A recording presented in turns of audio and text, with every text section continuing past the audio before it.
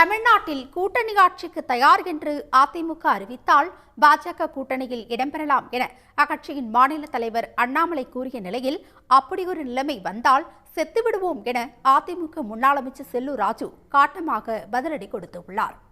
அண்ணாமலை வெந்ததை தின்றுவிட்டு வாய்க்கு வந்ததையெல்லாம் பேசி வருவதாக RB உதயகுமாரும் கண்டனம் தெரிவித்துள்ளார். தமிழகத்தினுடைய நிலைமை பார்த்தீங்கன்னா அந்த 40% 45% வச்சிருந்த கட்சிகள் இன்னைக்கு 30க்கு வந்துட்டாங்க, 26க்கு வந்துட்டாங்க, 19க்கு வந்துட்டாங்க. இன்னைக்கு ஒருவேளை திமுகவோ அதிமுகவோ 2026 கூட்டணி ஆட்சின்னு அவங்க சொல்லிட்டாங்கன்னா தமிழகத்தினுடைய அரசியல் களம் மாறும். ஏன்னா நானும் முட்டாள் கிடையாதுங்கன்னா, நாமளும் அரசியலை பார்க்குறோம்.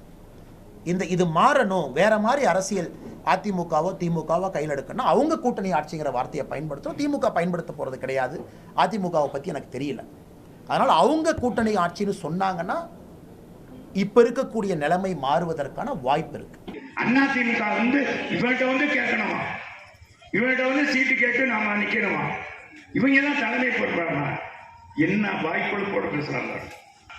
இனிமேல் அதிமுக தலைமை ஏற்க நாம விரும்ப மாட்டோம்.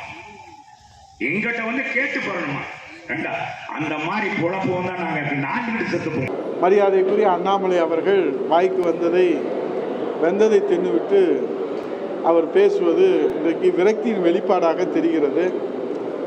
அவை இலக்கு என்பதை சரியாக நிர்ணயிக்க தெரியாத ஒரு தலைவராக அவர் இருக்கிறாரோ என்கிற ஒரு ஐயம் கூட நமக்கு தெரிகிறது. சன் நியூஸ் வாட்ஸ்அப் சேனலை ஃபாலோ செய்யுங்கள். QR கோடை ஸ்கேன் செய்து சன் நியூஸோடு இணைந்திருங்கள்.